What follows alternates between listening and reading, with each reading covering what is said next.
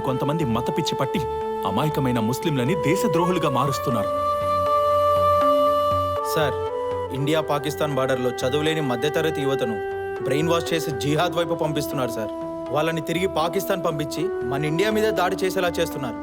ముందాం sir. అందరినీ చంపేయండి, ఎవరిని వదలొద్దు, అమాయకుల్ని కాపాడండి. Go ahead.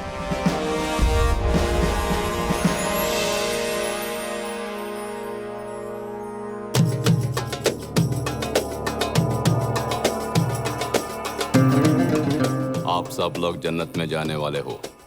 స్వర్గం అంటే మీరు ఎప్పుడైనా చూసారా? మీరు ఏమాత్రం ఊహించుకోలేరు.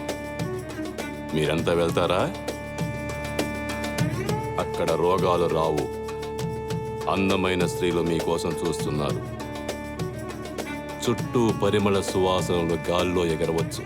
వందల మంది మీకోసం చూస్తున్నారు.